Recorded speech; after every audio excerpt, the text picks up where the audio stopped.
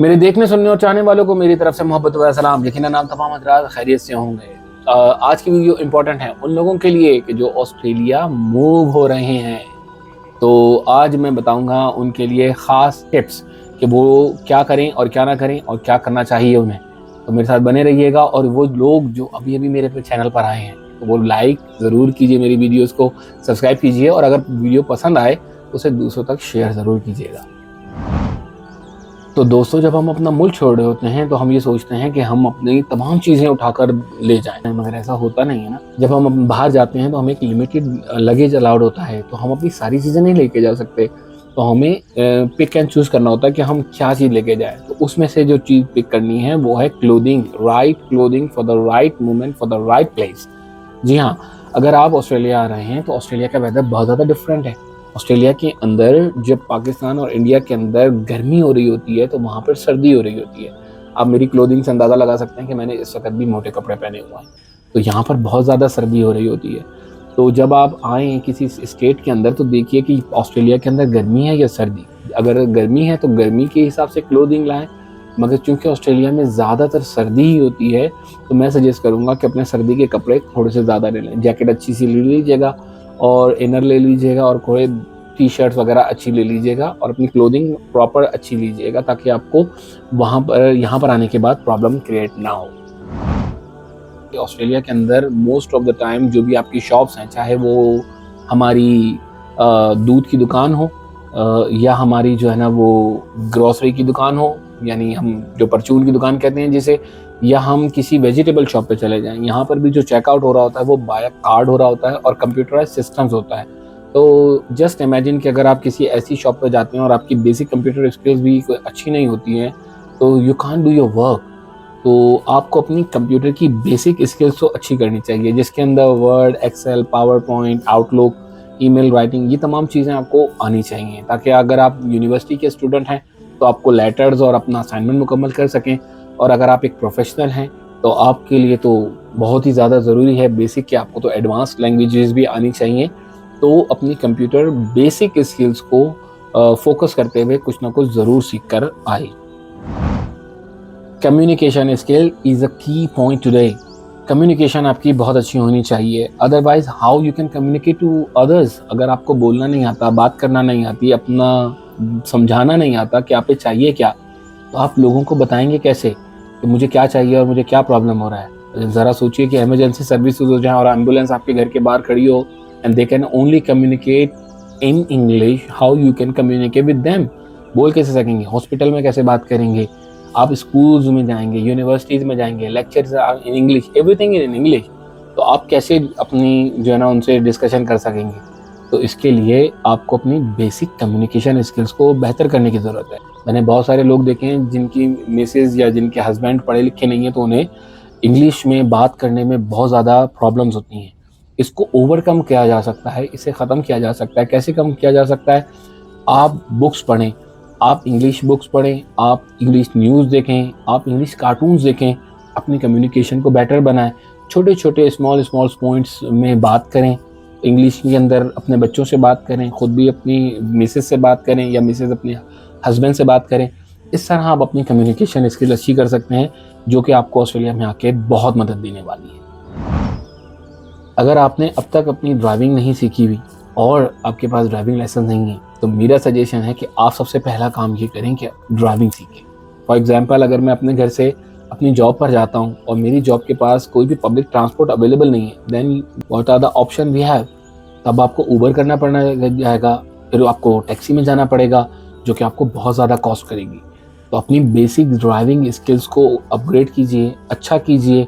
International driving licence जब आप ले लेते हैं, यानी जिस भी मुल्क में आप होते हैं वहाँ का लाइसेंस ले लेते हैं और आप ऑस्ट्रेलिया आ जाते हैं, तो आप 6 महीने तक यानी 6 मंथ्स तक आप जो है वो कार चला सकते हैं उस लाइसेंस के ऊपर। और उसके बाद देयर इज़ अ प्रोसेस, आपने एक टेस्ट देना होता है कंप्यूटर बेस्ड, और उसके बाद हैज़र्ड टेस्ट होता है और उसके बाद फिजिकल ड्राइविंग टेस्ट होता है। Once you clear it, you got your own Australian licence, और फिर तो आपकी मौजें हैं। फिर तो आप बहुत सारी जॉब्स और कर सकते हैं, ऊबर ईट्स कर सकते हैं, इसी तरह डीडी, ओला और बहुत सारी एप्लीकेशंस हैं उनमें आप इनरोल कर सकते हैं, और जो डिलीवरी की जॉब्स हैं आप वो भी कर सकते हैं। तो ड्राइविंग इज़ मस्ट। तो मैं आपसे ये रिक्वेस्ट करूँगा कि आप इस पॉइंट को बहुत ज़्यादा गौर से सोचिए और अपनी ड्राइविंग स्किल्स को अच्छा कीजिए और ड्राइविंग लाइसेंस ज़रूर ले लीजिए। जब आप अपना मुल्क छोड़ रहे होते हैं, एक जगह से दूसरी जगह माइग्रेट कर रहे होते हैं, तो आपको ये तमाम जो आपके बेसिक डॉक्यूमेंट्स हैं, जिसके अंदर आपका बर्थ सर्टिफिकेट, आपका स्कूल सर्टिफिकेट्स, आपकी जो ट्रांसक्रिप्ट्स हैं, यूनिवर्सिटी की डिग्रीज़ हैं, सर्टिफिकेट्स हैं, अगर शादीशुदा है तो मैरिज सर्टिफिकेट, इस तरह का एनआईसी कार्ड, आधार कार्ड, जो भी कार्ड्स आपके होते हैं, ये तमाम चीज़ें आपको चाहिए होती हैं। इसी तरह का वैलिड वीज़ा आपका होना चाहिए, इसी तरह आपका पासपोर्ट, इसी तरह आपकी जो मेडिकल हिस्ट्रीज़ हैं, ये तमाम चीज़ें जो है ना वो ज़रूरी हैं आपके लिए। और अगर आप स्टूडेंट्स हैं तो यूनिवर्सिटी के एनरोलमेंट और वो तमाम चीज़ें आपके पास हों।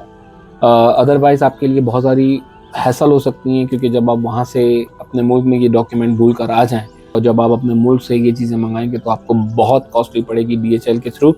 तो अपनी ये तमाम इम्पॉर्टेंट डॉक्यूमेंट्स को अपने पास रखिए और जब आप ऑस्ट्रेलिया आ रहे हों उस वक्त ये कैरी करके आए। ऑस्ट्रेलिया में फ़िलहाल जो है वो रेंटल क्राइसिस जो है ये बहुत ज़्यादा पीक पर है और ये because of the corona virus बहुत सारी चीज़ें हिट करी, जिनमें से एक ये इंडस्ट्री भी बहुत ज़्यादा हिट करी है। इंटरेस्ट रेट बहुत हाई हो गए हैं, जिसकी वजह से रेंट बहुत ज़्यादा हाई हो गए हैं। वो अकोमोडेशन जो आपको पहले $1400-1500 में मिला करती थी, अब वो आपको 1600-1800 और बल्कि कभी-कभी $2000 में भी नहीं मिलेगी। और जो शेयर्ड अकोमोडेशन है, $100 to $150 का जो है ना वो इंक्रीमेंट आया है। अब मैं आपको ये रिकमेंड करूँगा कि जब आप अपना मुल्क छोड़ रहे हो तो आपके यकीनन दोस्त, यार, मोहब्बत करने वाले उस मुल्क में अगर हों तो सबसे पहले आप उन्हें रीच कीजिए, उनसे बातचीत कीजिए, उन्हें बताइए कि हम यहाँ पर आ रहे हैं तो हमारे लिए अकोमोडेशन का कुछ ना कुछ बंदोबस्त करें। क्योंकि लड़के अगर लड़के रहते हैं तो वो आपस में अकोमोडेशन जो है ना वो मैनेज कर लेते हैं, शेयर्ड रूम में भी रह लेते हैं, तो इस तरह ज़्यादा इशू नहीं होता। मगर अगर आप फैमिली हैं तो मेरी रिकमेंडेशन ये होगी कि फोरम्स पे जाइए। पाकिस्तान स्टूडेंट एसोसिएशंस के पेज बने हुए हैं, इंडियन एसोसिएशंस के पेज बने हुए हैं, आप उन्हें लाइक कीजिए, उन्हें कमेंट कीजिए, वहाँ जाकर पूछिए, कोई ना कोई आपकी हेल्प आउट ज़रूर करेगा। आपको अपना बजट ज़हन में रखना होता है। फॉर एग्ज़ाम्पल अगर आप यहाँ आते हैं तो आते ही आपकी जॉब नहीं लग जाएगी, मगर आपको अपने बिल्स पे करने होंगे, आपको अपना रेंट पे करना होगा, अकोमोडेशन पे करना होगा, आपको इंटरनेट की सर्विस, आपको बिजली के बिल, आपको गैस के बिल, ये तमाम के पे करने होंगे। और अगर आप स्टूडेंट हैं तो यूनिवर्सिटी की फ़ीस, इसके साथ साथ आपको आना जाना यानी ट्रांसपोर्टेशन आपको पे करना होगा। इसके अलावा आपको खाने के लिए भी यकीनन कुछ चाहिए, तो उसकी भी आपने अपने पल्ले से ही देना है। तो yes, you have to rethink again and again.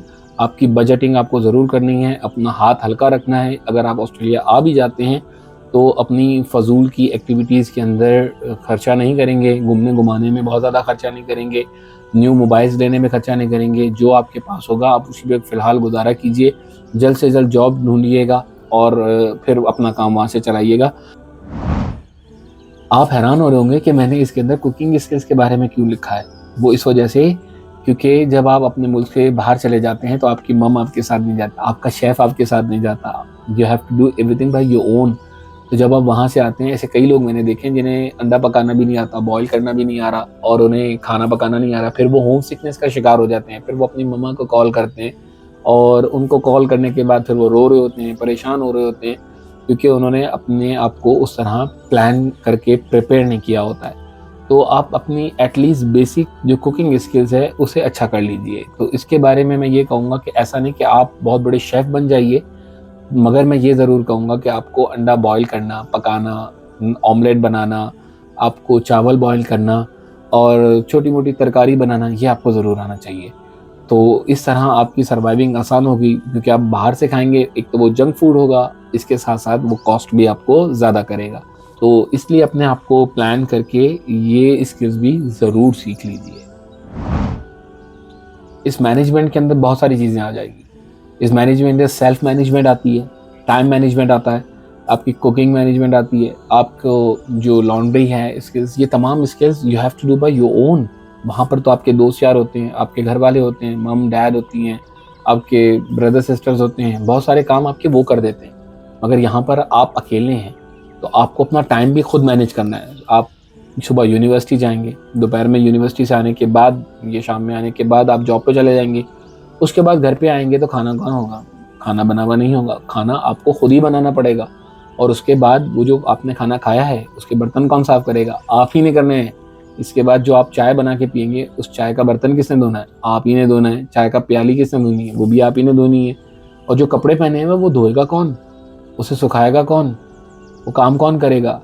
ये तमाम चीज़ें कोई नहीं करेगा। ये तमाम चीज़ें you have to do by your own. और ये तमाम अंडरस्टैंडिंग लेने के बाद, अपना माइंड प्रिपेयर करने के बाद, उसके बाद आप ऑस्ट्रेलिया आएंगे या किसी भी मुल्क जाएंगे तो आपके लिए बहुत ज़्यादा आसानी। तो दोस्तों, उम्मीद करता हूँ कि ये वीडियो आज आपको इंफॉर्मेटिव लगी होगी। अगर आपको ये वीडियो इंफॉर्मेटिव लगी हो तो मुझे कमेंट्स में ज़रूर बताइएगा कि आपका फेवरेट पार्ट कौन सा था और कौन सी चीज़ से आपको सीखने को मिला। और अगर आपको ये वीडियो अच्छी लगी हो तो मेरे चैनल को लाइक, सब्सक्राइब और शेयर ज़रूर कीजिएगा। अपना बहुत सारा ख्याल रखिएगा, अपने घर वालों का ख्याल रखिएगा। मिलते हैं अगली वीडियो में। अस्सलामु अलैकुम वरहमतुल्लाहि वबरकातुहू।